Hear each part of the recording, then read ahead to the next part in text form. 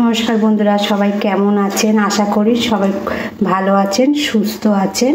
আজকের আমার রেসিপি দই পটল। সিম্পল রেসিপি, সিম্পলভাবে বানাবো, সবাই বানাতে পারবে, কম সময়ের মধ্যে বানানো যায়। আপনারা প্রথম থেকে শেষ পর্যন্ত ভিডিওটা দেখুন, খুব ভালো লাগবে।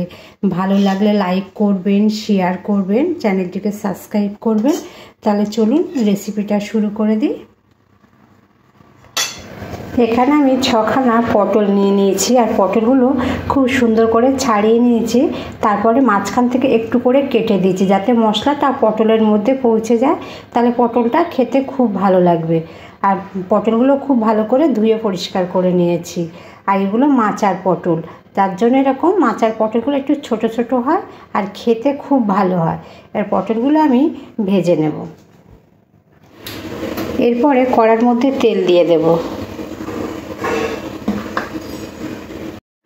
তেলটা গরম হয়ে গেলে পটলগুলো দিয়ে দেবো। দিয়ে পটলগুলো একটু হালকা লাল লাল করে ভেজে নেব।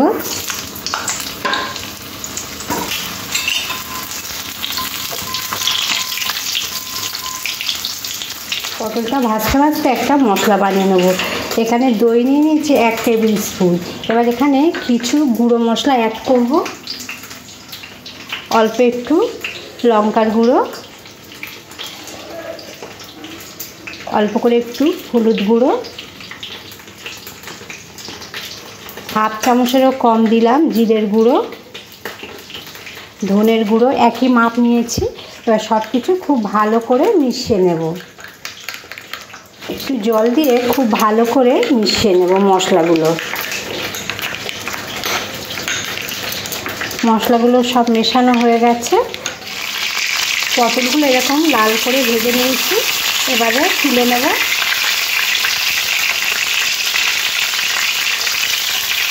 ফোড়ন দিয়ে দেবো গোটা গরম মশলা, কেটে রাখা পেঁয়াজটা একটু হালকা লাল করে ভেজে নেব। পেঁয়াজটা হালকা করে ভেজে নিচ্ছি, আর বেশি ভাজবো না। এর মধ্যে যে মশলাটা বানিয়েছিলাম সেই মশলাটা দিয়ে দেব।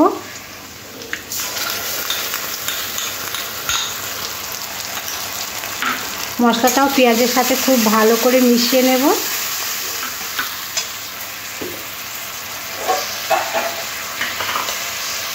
আর এর সাথে দিয়ে দেবো একটু আদা রসুন বাটা। এবার সব কিছু একসাথে খুব ভালো করে কষে নেব।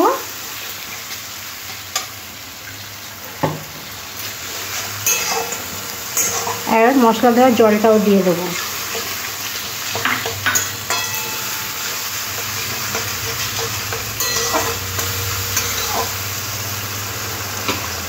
এরপরে দিয়ে দেবো স্বাদ অনুযায়ী নুন,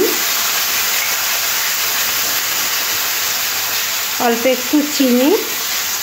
সব কিছু খুব ভালো করে একসাথে মিশিয়ে নিতে হবে। পটলটা এর আগে বাড়িতে আপনারা অনেকবার বানিয়েছেন।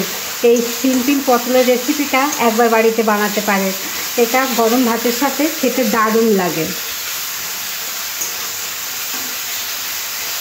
এবার দিয়ে দেবো ভেজে রাখা পটলটাও খুব ভালো করে মশলার সাথে মিশিয়ে নেব।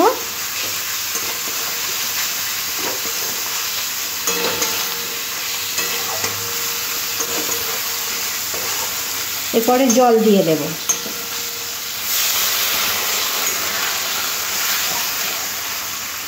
আর একটু জল দিয়ে দেব।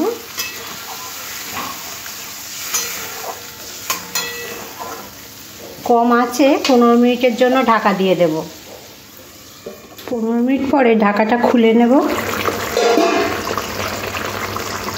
দেখুন পটলেরটা খুব সুন্দর কালার এসেছে, দেখতে খুব সুন্দর লাগছে। দই পটলটা একদম রেডি হয়ে গেছে। সহজ রেসিপি, আর সহজভাবেই বানিয়ে নিলাম। আশা করছি রেসিপিটা আপনাদের সবার খুব ভালো লাগবে।